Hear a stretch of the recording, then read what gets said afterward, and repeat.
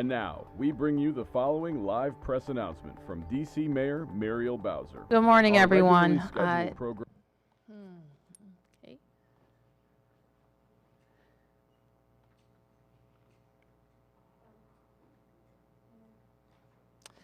Good morning, everyone. I'm Muriel Bowser, and I'm the Mayor of Washington, D.C., and today we are providing a situational update on the district's response to COVID-19 in the district with a focus on public education.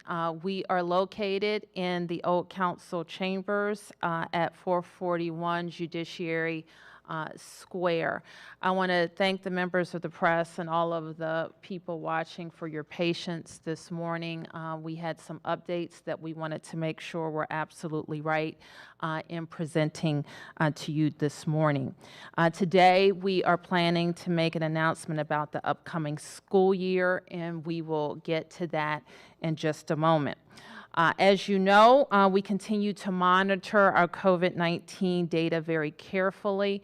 And this morning, we reported 50 new cases of COVID-19 in the district, and sadly, 3 lives lost. And here are the other data points that you are familiar with watching that Dr. Nesbitt and her team monitor carefully. And we'll ask Dr. Nesbitt to talk a little bit about that data in a moment. But I wanted to be here to share with families, students, and staff information about the upcoming school year. And today we will talk about the upcoming school year, but not the way we expected to be able to talk about it this morning. We know that the situation with this virus is changing and has been volatile. And this week especially, we saw some trends in our data that are not ideal for making plans for the remainder of the school year. So we're going to watch that data very closely over the next 2 weeks and delay our decision about the upcoming school year until Friday, July 31st. We, however, wanted to talk largely about what the Chancellor intended to talk about today, because if we are able, and the health indicators allow us to, on July 31st, we will present several options for DC parents. And we're going to talk about those options in some detail today. Let me also say that we continue planning for our Summer Bridge program, and we have made the decision to make the Summer Bridge program an online program for 3, 6, and 9th graders. And that program begins on August 10th, and already over 3,000 families have signed up to participate in the Summer Bridge program. So before I turn to the Chancellor to talk more about the options that we hoped to be able to offer our families, and that decision we will make on July 31st, I want to go back to the metrics for Dr. Nesbitt to walk through. Sure, and thank you, Madam Mayor. So overall in the district, we're in a good place. We've been able to have things like our positivity rate be at 3% or below on most days or on a weekly average. Our hospital capacity remains in a good place, consistently at 80% or below. And our COVID-related hospital admissions have not been increasing, unlike many states. Our contact tracers, we have a well-resourced and well-staffed contact tracing and disease surveillance operation at DC Health, where we're able to make contact with many of our positive cases, as well as the close contacts that they report. We have a number of other internal metrics that we look at in terms of the percentage of interviews that we complete, as well as the number of contacts that individuals report. and all of those things are promising for us. However, there are 3 metrics that are of concern for us right now with our community conditions that have led to the recommendation, and as the mayor has reported, the decision that we want to revisit related to schools on July 31st. Those things are related to the rate of transmission, or the low transmission rate as pictured here. R0 or RT has been above 1 for the last few days, or last several days, and we want to have the opportunity to monitor that and see if it will decrease and be below 1 as it had been for the last several weeks. The other thing is that as we moved into reopening, we expected to have new cases. And that is because as there are more activities in the community for people to participate in, and we've done the aggressive messaging of making sure that people wear their mask, that they stay 6 feet apart, that they choose which activities that they're going to participate in wisely. There may still be some activities as people are reorienting in the community and making those wise decisions. However, the amount of community transmission and community spread that we have at this point, and our inability to consistently see declines in new cases and community spread is not where we would like it to be at this point. And so additional couple of weeks of observation would be beneficial. And the third thing that we want to continue to keep our eyes on for the next couple of weeks is how connected the new cases we see are. I'm asked here several times, is there an absolute number that you're looking for? And that's a difficult question to answer because 30 cases means different things based on the context of those cases. 30 cases that are not connected is different than 30 cases that occur as a cluster or related to a specific event. And right now, we don't have enough of our cases or a high enough percentage of the cases in the district that are being connected to each other, either by a single case, contacts being connected, or a particular location. So those are the metrics that we look at. Some of them are presented on the dashboard for folks to be able to follow along. Some of them are metrics that we look at internally as public health professionals and data scientists, and they all help us paint a good quantitative and qualitative picture of the community conditions here in the District of Columbia.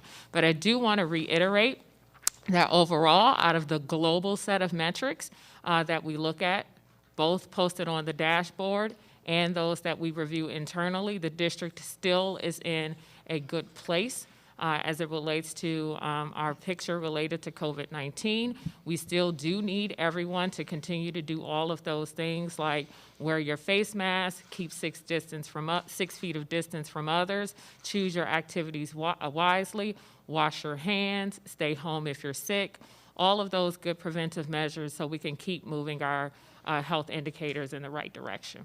Thank you, Mayor. Thank you. Thank you so much, Dr. Nesbitt. And I also want to recognize our public education team who joined us this morning, Deputy Mayor Paul Kine and Chancellor of DC Public Schools, Louis Farabee, both who have been working very hard with our education leaders across the city. So now I want to turn to the Chancellor to talk about DCPS's planning. Thank you, Mayor. For months, DC Public Schools has been collaborating with our students, staff, and families to better understand some of our opportunities and successes as relates to the spring posture of learning at home and how we might approach a successful opening to the 2021 school year to start strong. We spent months gathering data through our surveys, our focus groups, and we had the opportunity to hear from over 17,000 voices among our students, staff, and families. And what we heard is there's a need to continue to ensure that there is a consistent and easy to follow schedule for families, and we are prioritizing safety. Safety will be paramount in all of our scheduling to ensure that there are robust protocols to maintain healthy conditions in our schools.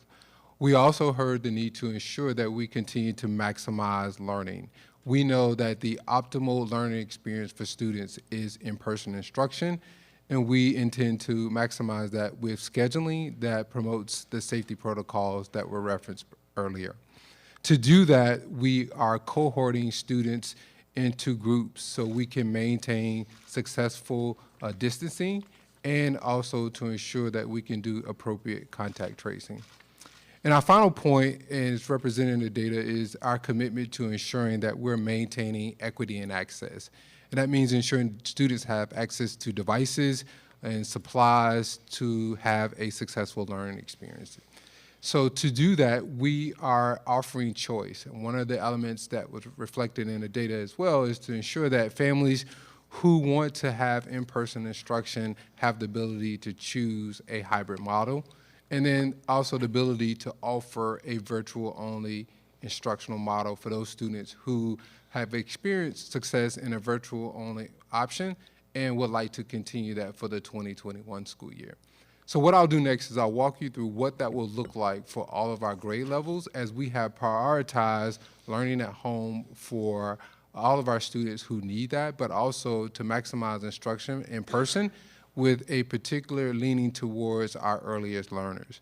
We're also prioritizing students that may have special needs, students that may have individualized educational plans, or other unique services that may need to be provided in person that cannot occur in an in-learning at home posture. So for our earliest learners, students that are pre-K3 and pre-K4, they will be provided an opportunity to have cohorting in two ways. There will be a group that will be on Monday and Tuesday, and then there'll be another group on Thursday and Friday, which will be our B group. Threaded throughout all of our models, Wednesday will be a virtual day and will also be a day that we'll have deep cleaning in our buildings. As we transition to K through 5, there's a similar structure. However, for K through 5, you can see that there is a virtual only option for families Monday through Friday. And again, you see the same elements, that Wednesday is a virtual only day for deep cleaning, and then there's a group A for Monday and Tuesday, and group B for Thursday and Friday. As we transition to our secondary level, it'll look a little bit different in terms of the number of days that we'll be offering in-person instruction.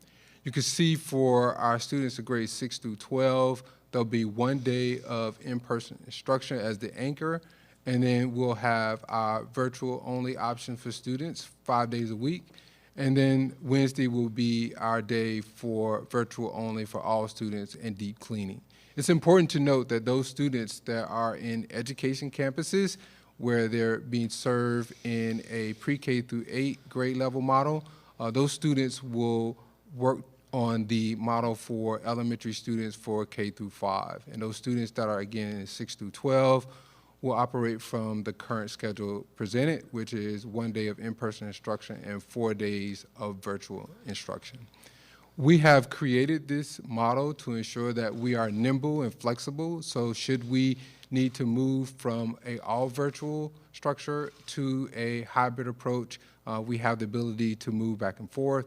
And also, we are giving families the ability to choose from these two options as it relates to hybrid learning and learning at home.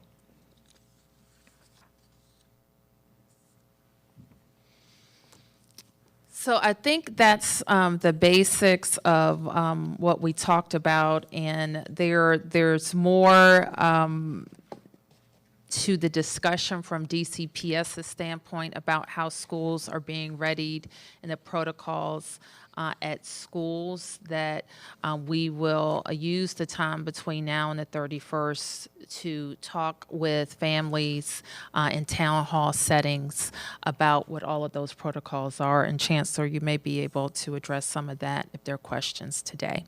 So with that, we'll take questions. Yes, Julie? As you're announcing this plan, but also saying you're going to wait until the 31st, does this mean that this might not be the plan? There might be... That's correct. It means that on the 31st, depending on health indicators, we could decide that we're only going to be able to start the school year virtually. and may move throughout the school year to another option.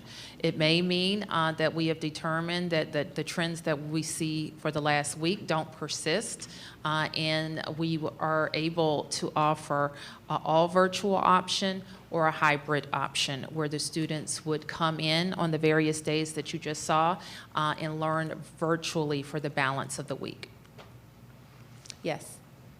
To what degree does the federal government's insistence that in-person learning continues have on the decision?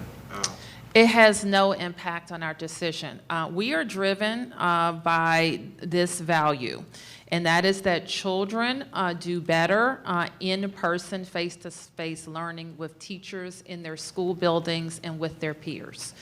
So we have worked very hard to make sure that we have options available for families where that can happen, as long as our experience with the pandemic allows it. And what we're saying today is that we need more time to observe what's happening with the virus, and we will make that determination on July the 31st. Also, just logistically and operationally, the school system will need at least that much time to prepare for the new school year. That's why we picked that date. Yes? A question for Dr. Nesbitt.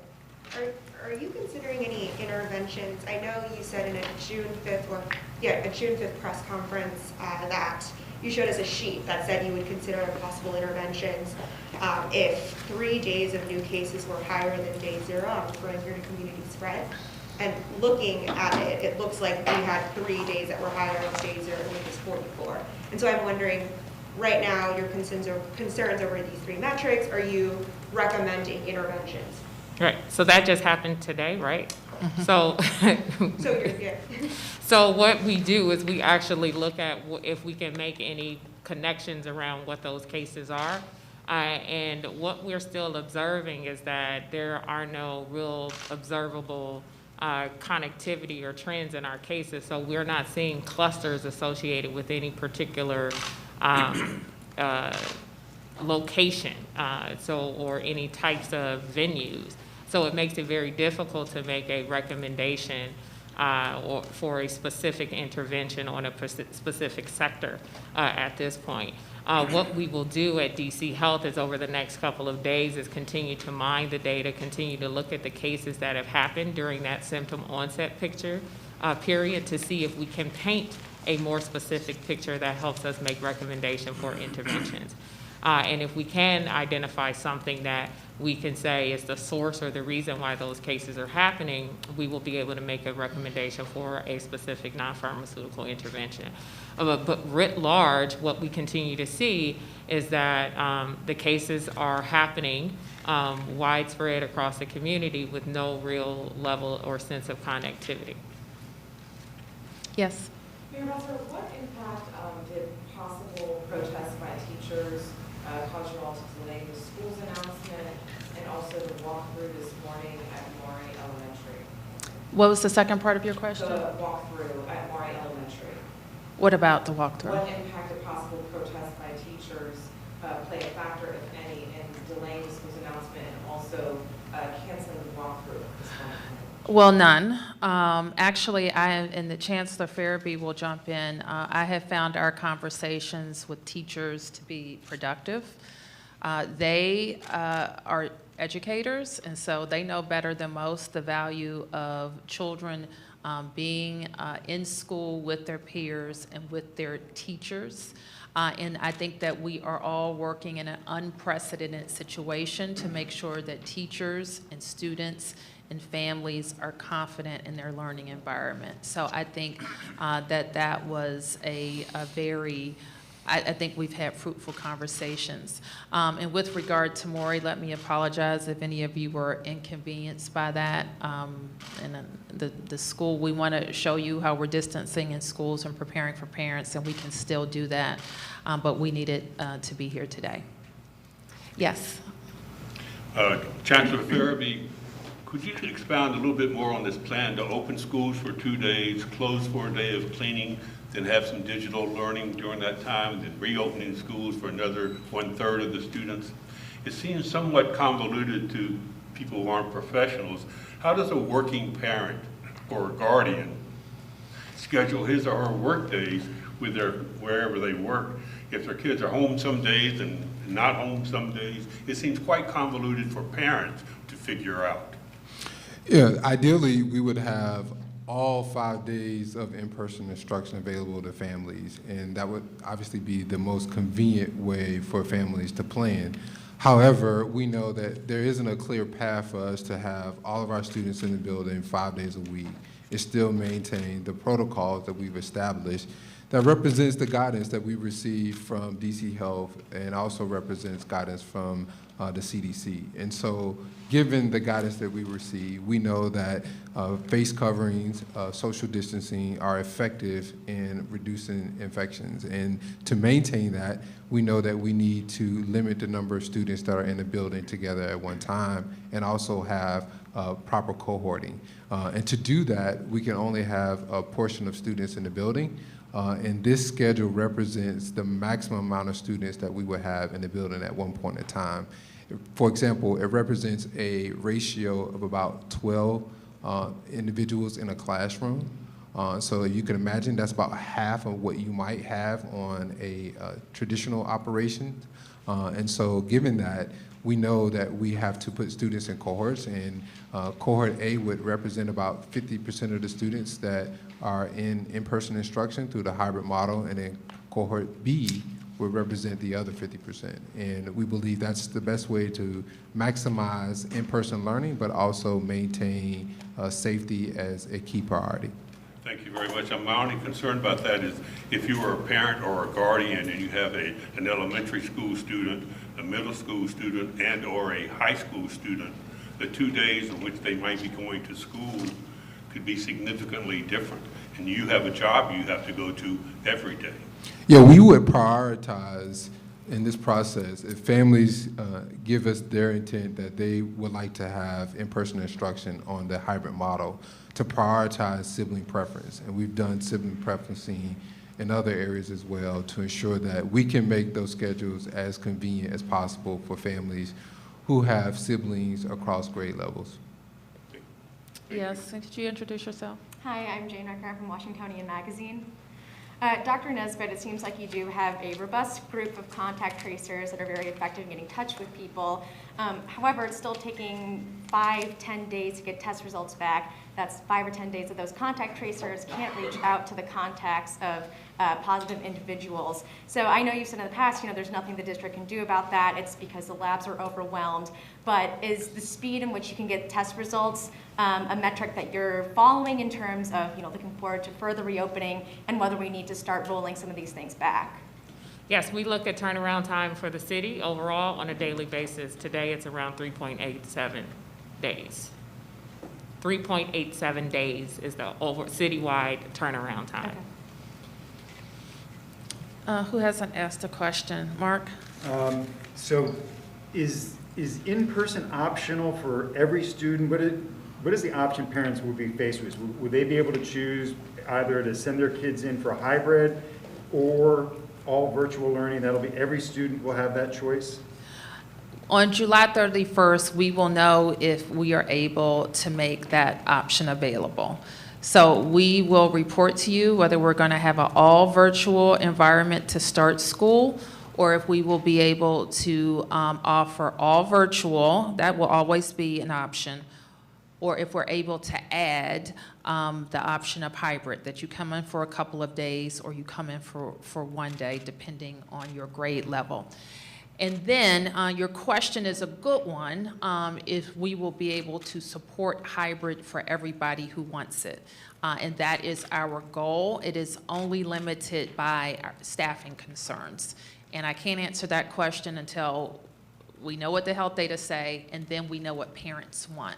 So on July 31st, if we're able to offer the hybrid, we're then going to ask parents to register and then match that up with our staffing availability. And so just to clarify, virtual learning, regardless of what the data show going forward by July 31st, virtual learning would be an option for every single student. Every single student. And if you could go back to slide 7, we'll show this, that there will always be a virtual option. And actually, if you could go to,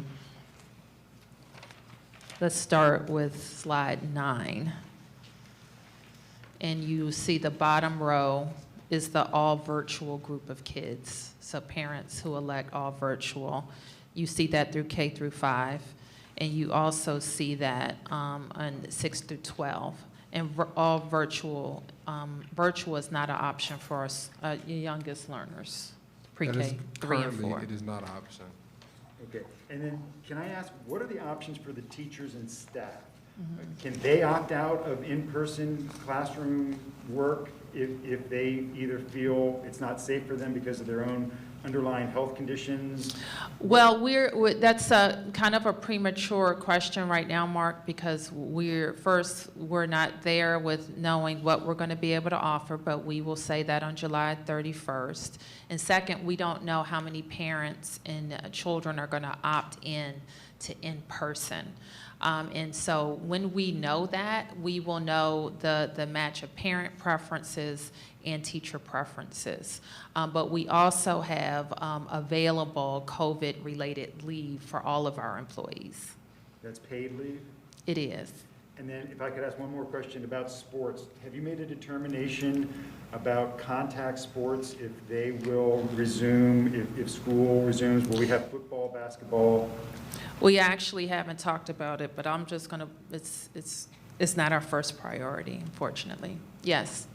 Mayor, I don't know if this is for you or for Deputy Mayor Kine, but I've heard that a number of the charters who educate almost half the kids in the city are sort of looking at you to find out kind of what you're going to do with DCPS so they can either follow suit or maybe not. But the question is there any direction at this point, suggestion, anything with respect to the public charter schools? Sure, I'm going to ask Paul to weigh in. It is true DCPS has about 50% of the kids, and the balance of DC kids are in how many different charters? Over 60 different charters. So imagine if everybody had a different schedule. We think it's best if people have a similar schedule, and if they go back to one of the scenarios that are outlined on slides 8 through 10. If we all were to do that, either the campuses would be all virtual or have some in-person learning and some virtual learning. So that we think that the charters will fall in one of these scenarios, and I'll ask Paul to comment more. Yeah, as a city, we are very much all in this together, and I think we've demonstrated that throughout the spring, which has seen unprecedented levels of collaboration across all our public schools, with our families, with our educators, with our health experts. I meet with the leaders of all the charter schools at least twice a week. We have conversations about what they're learning and understanding from their communities. We share data and information. We convey all of the scientific evidence that we have available to us. We make DC health officials regularly available to leaders of charter schools. And together, we have worked on developing these recommendations and these schedules and these scenarios. Each charter has the ability to make its own decision about what its schedule is going to be. At the same time, many charter leaders have conveyed they are interested in working together and collaboratively with DCPS and with the city on these schedules. So I know that the message we have for charter leaders today is we need to hold off and wait as we follow the data and information coming from DC Health. We assume that many will follow suit. And at the same time, we know that they put the best interests of children and families first, as does DCPS. So we can expect, I think, very similar outcomes from our own deliberations. I do know, for example, though, that KIPP says that they are going to be starting their school, at least that's their plan, the 21st of August, as opposed to, I think the DCPS plan is the 31st, if I'm not mistaken. So there could be, obviously, changes there, right? Differences. Yeah, there are very possibly going to be some differences. The vast majority of charter LEAs have indicated to me they're planning to start their school year on the 31st. KIPP is a very good example. They're beginning their school year, but they are bringing in individual students and small cohorts, and will begin also some regular instruction around the time that DCPS does. And you'll see that for all of the large charter LEAs who are planning on August 31st as well. So finally, Mayor, the way I get it is, basically you're suggesting the charters just do what DCPS does in a general way. Is that correct? I always think that's a good idea, but they always tell me that it's up to them because they're independent LEAs. And so we respect their decisions. Many of them work with their boards. I take the approach that they're all our kids. So it really matters not to me whether they're DCPS or public charter, or families want to know that there is clear reasoning behind decisions made, and we've worked collaboratively with them. DC Health has worked collaboratively with them, and we just want families to have the best information. Yes? What is the COVID rate or benchmark or threshold to make a determination for in-classroom instruction? For example, if the rate drops by July 31st, will the students and staff be in school? So Dr. Nesbitt talked to you about several indicators that presented as concerns for us this week, and we will continue to follow those. Yes? Another question on education. Last I heard, there were, 10,000 devices to students in need and 4,000 hotspots. I wonder if you've done an audit to check in if any more students, need devices so they can do distance learning. Yeah, thank you. We have done some assessment over the summer to ensure that every student who is engaged in our summer learning has access to a device if they need a device. We have also had students keep their devices if they're engaged in summer youth employment as well. A part of the registration process will also include an opportunity to families to share if there is a need for a device in the home.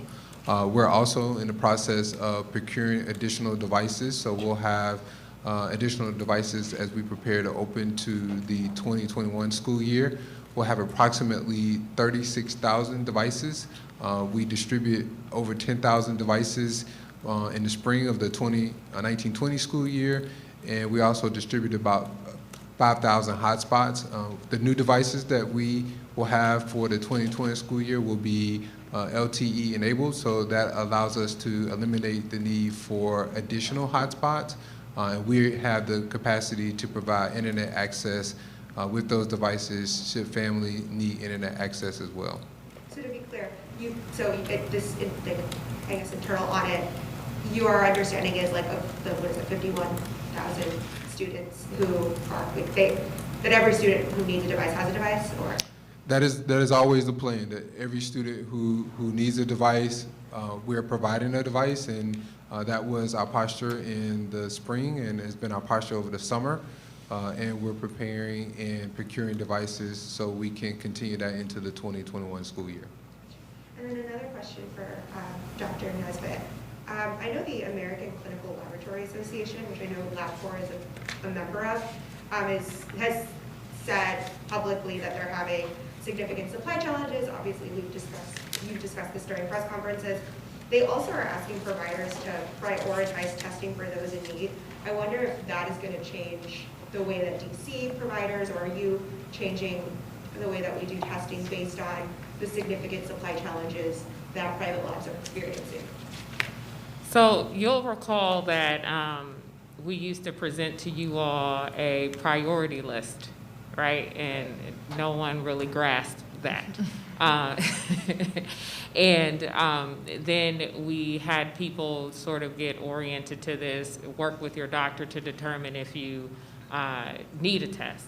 And now we communicate to people, if you need a test, get a test. And most people interpret that to mean I want to get tested, and therefore I go to get tested.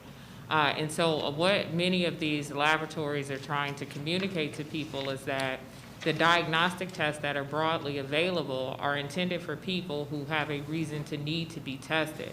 So there are in some communities, and I don't believe that it is happening here in the district, some communities where people want to be tested and they go to be tested, which puts stresses on the availability of supplies, whether it be the swabs, whether it be the vials, whether it be the reagents in the laboratory, that are contributing to some of these long wait times for results.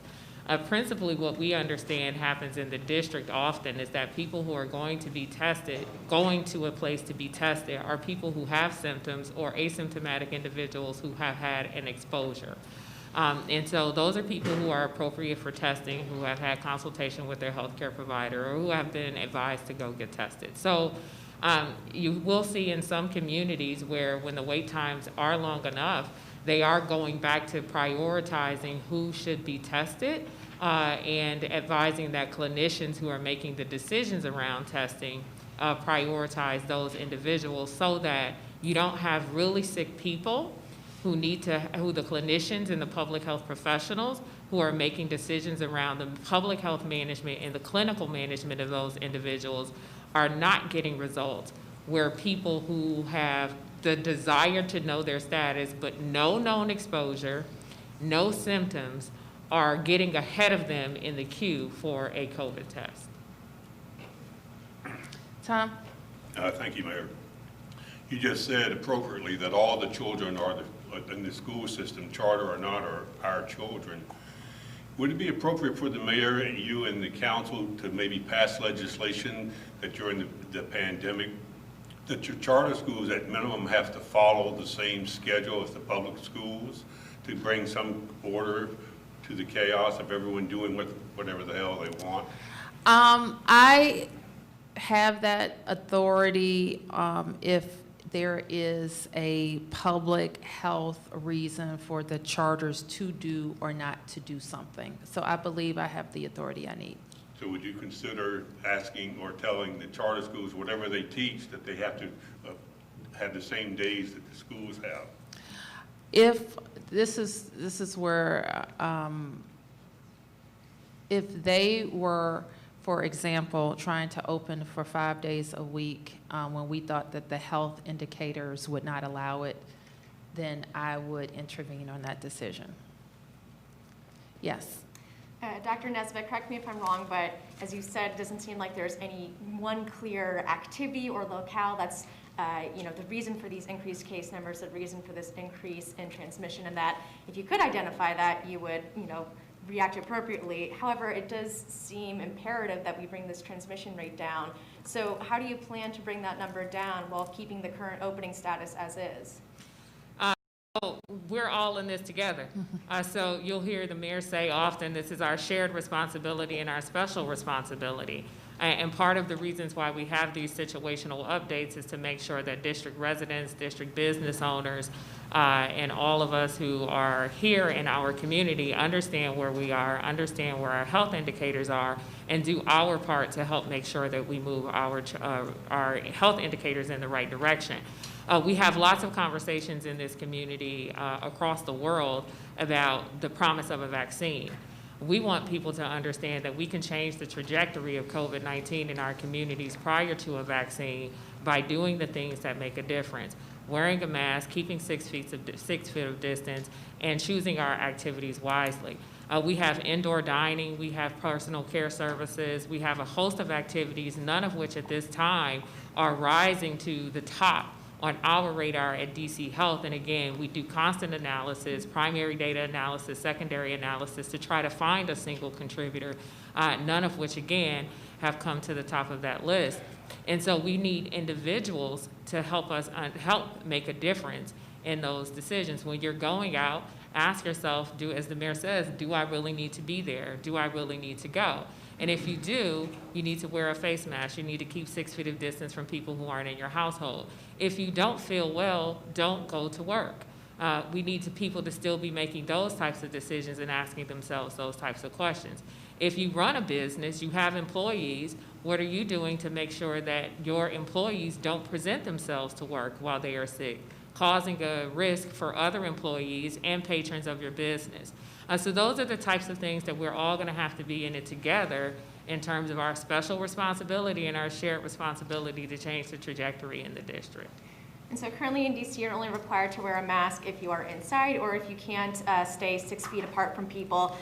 Would you consider expanding that to make sure that people will have to wear masks anytime that they are in public, regardless of whether they can social distance or not?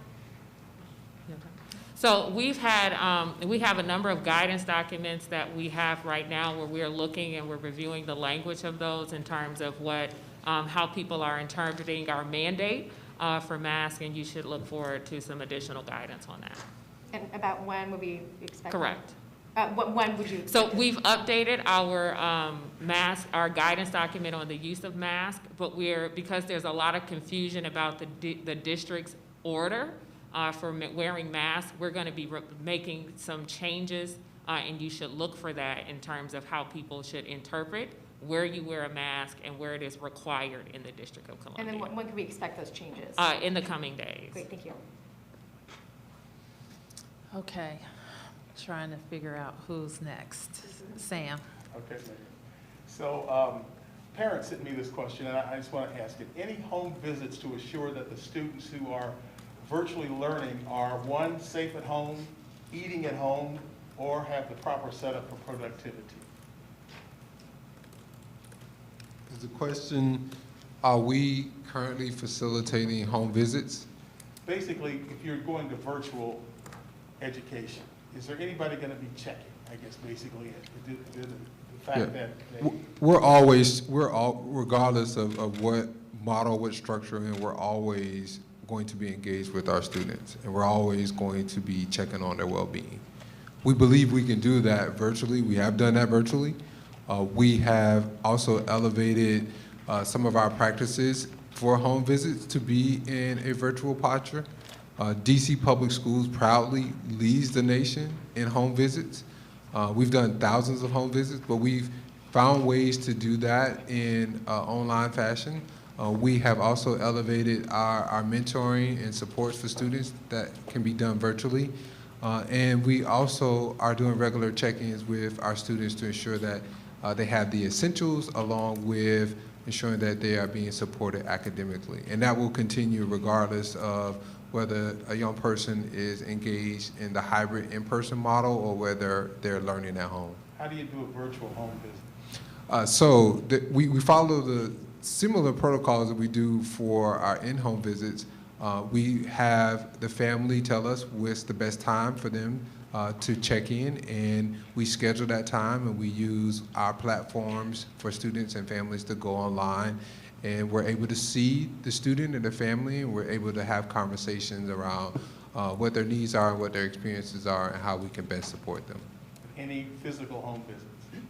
We have not done any physical home visits at this point, and if we're able to do so, the health conditions will obviously drive that decision. Yes. Yeah, just a quick question for Dr. Nesbitt. I just wanted to, you mentioned 3 metrics of concern. I just wanted to make sure I had them correctly on the top end. Rate of transmission, level of community spread, and then what I wrote down was how connected the cases we see are. I think I messed that up. Did you? Correct. You've got walk it. me through those 3. You've got it. You've got it. Okay, cool. I just wanted to make sure. Mark, I'm just going to go this way, Just guys. clarifying again on Yes. you're very clear on, everyone has the option to virtual learn, but am I right in understanding that you don't know whether it depends on demand versus your ability to provide in-person hybrid? Is that right? You think there might be a situation where demand outweighs your capacity? Did I make that more confusing than I needed to? I think that's a possibility. I'm not saying I think it's an eventuality. And then can I ask about school nurses? What is the plan once students go back to school, if they do go back for in-person learning, to have a school nurse in every single school? Who wants to answer, DCPS? So we have had regular conversations with Children's Hospital that currently manages the contract for our school nurses and redefining what the roles are for school nurses. Majority of our schools have school nurses. However, there are a few schools that do not. We'll continue to prioritize their service based on the needs of those particular school communities. a full-time nurse every day in every school with the ability to deal with the possibility of taking temperatures, making a determination whether a student or staff member needs to leave school, be quarantined, be tested? So we're defining those roles. Obviously, one person cannot do all that you've just described. However, we will continue to lean on our school nurses. As I mentioned earlier, majority of our schools do have school nurses. Full-time?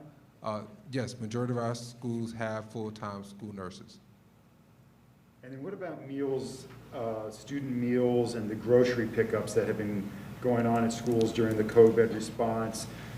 Will that continue, and will students, regardless of whether we're in a hybrid position, posture, or virtual posture come July or August, will the school meal programs and the grocery distribution continue?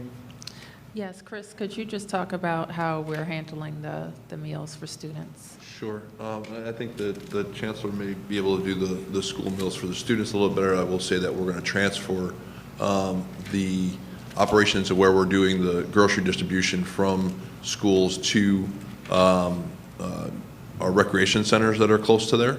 We have a plan to do that, but we are waiting with everything else to see if we need to execute that or not. Clearly, if we can keep folks going where they're going now, from my perspective, not from the chancellor's, that's easier. For us on the food distribution side, if we do go to in-person at the schools, we will adjust what we're doing for the grocery distribution and some food distribution as well. And how is that going to the grocery? I kind of lost track. Are you still distributing as Yes. many groceries as you were when Yes. you ramped up? Yes. Thanks. Thank you. So we've been in phase 2 for a while now, and some of these metrics that Dr. Nesbitt brought up have not changed for a while. Mayor, could you explain what it was that you saw yesterday or today that made you realize you weren't ready to make this announcement about schools yet? We had to answer 2 questions. 2 questions had to be answered to my satisfaction. And that was, what circumstances would necessitate a change in posture before August 31st? And after we had in-person learning, what circumstances would necessitate us rolling back to an all virtual learning? And I think that the answers to the first question, what would necessitate if we made a decision today, what would cause us to have to revisit that decision before school started on August 10th or August 31st. And I think that there are answers from DC Health or that we were close right now. And so for me, we want to, just because we're thinking about a week's worth of information to see if that information holds or improves in the next 2 weeks. And we have 2 weeks to look at that information and still give DCPS time for on-time opening. Does that answer your question? Somewhat. Do you believe that there is still a possibility in that month between July 31st and August 31st of needing to change course? I'm not sure I follow you. If you're saying that give it 2 weeks makes it less likely that by August 31st you would need to change the plan. Yes, that's correct. So is there still, is that the point, like 2 weeks from now, we know this is the plan we're going for? We have to make a decision in 2 weeks from now. And if I could follow your question to say, could things improve after that and will make us feel, yes, that could happen. But we need some finality for operational planning by that time. Yes. I see that we are thinking through plans for in-school instruction. Have we talked through plans if COVID is detected in the school? Come again?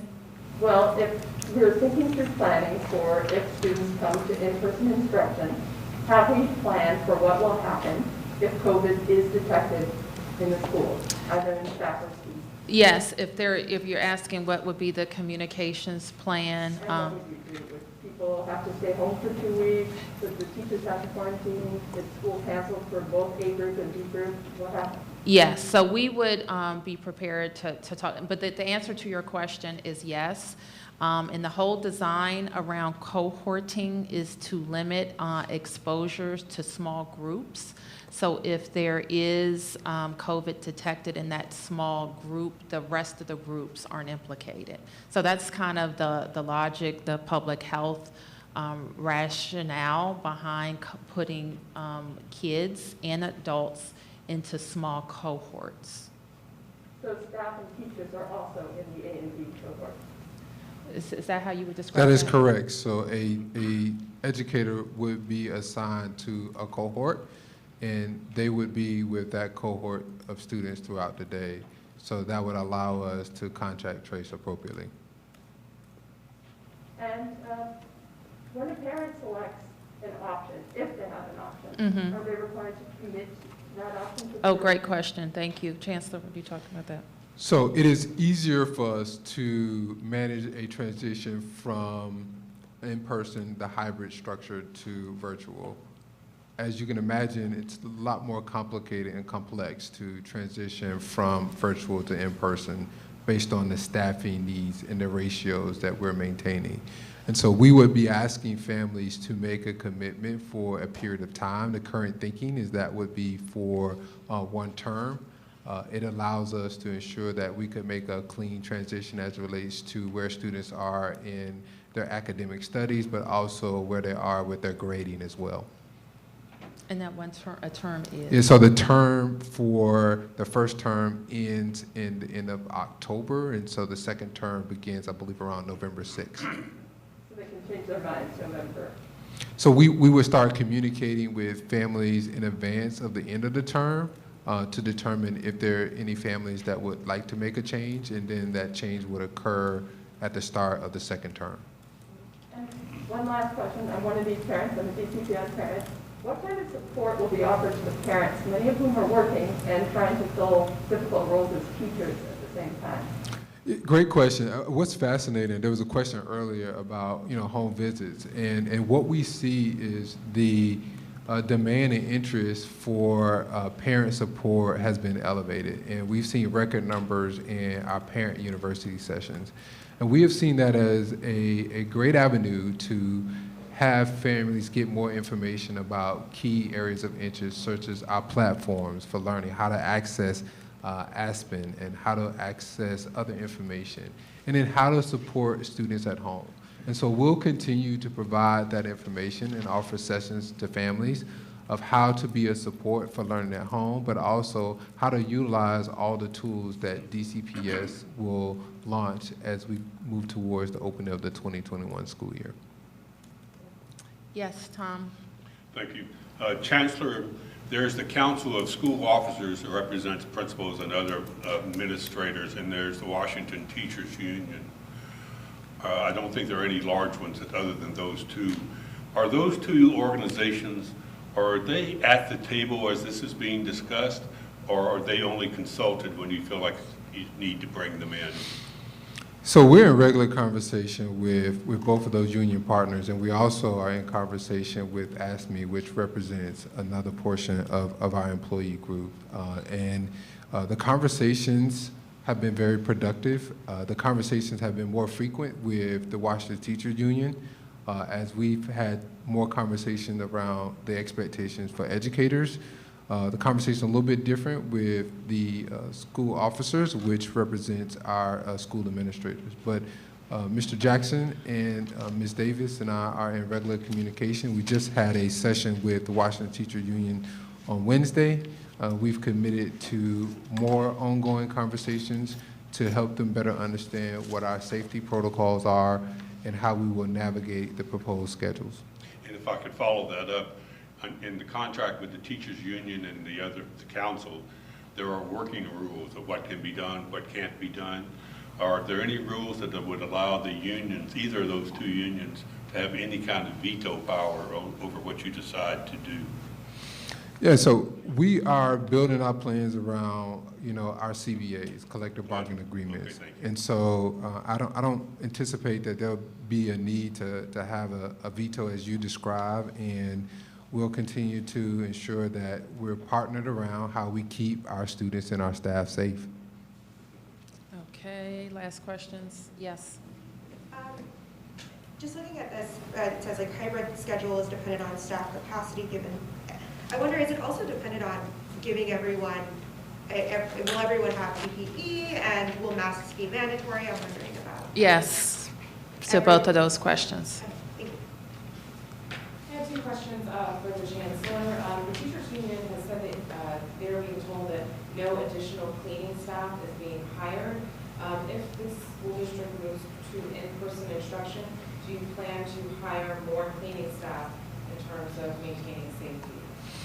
So we're confident that our current staffing model supports the deep cleaning that I referenced earlier on Wednesdays, which would be our all virtual days, and also our current staffing can meet the needs for cleaning throughout the other hybrid in-person days. And so when we need additional support, our posture previously has been to contract that support, and we will do so as needed. However, we don't believe there's a need at this time to hire additional staff. And then one other question, if you can clarify specifically how you report if a DCPS staffer or student tests positive for COVID-19, will you identify the individual? Will you let You're trying to get me in trouble with Dr. Nesbitt, right? We would never identify an individual. Even if it's not publicly to the school community or the family or parents. No. So what is the process? It is people. You don't identify an individual. So school environments are not. They're not exempt from that. So what will happen is that whether it be a teacher, a student, or anyone, close contacts, which in this situation, as the mayor has described, the cohort model helps us to restrict the close contacts to that cohort, whether it be the teacher or staff member in that cohort or the child in that cohort. And the chancellor can talk more about the plans for notification to the school community, but there is an intent for transparency to communicate that there is a positive case in the school, but there is never a need to make the individual's name or any other identifying characteristics about that individual known. The health department has the ability to get their work done otherwise in terms of contact tracing. So we are in the business of protecting privacy and identity, and we'll continue to do that as it relates to cases in the school environment. One of the things that we appreciate about the chancellor's communication strategy is that it's a great opportunity to remind people about the prevention things that they should be doing in the school if and when there is a positive case. So reminding people about the community hygiene responsibility that they have to not come to school or work if you are sick, and then to also remind them of the cleaning and disinfecting practices and protocols that will be in place if and when there is a positive case in a student or a teacher.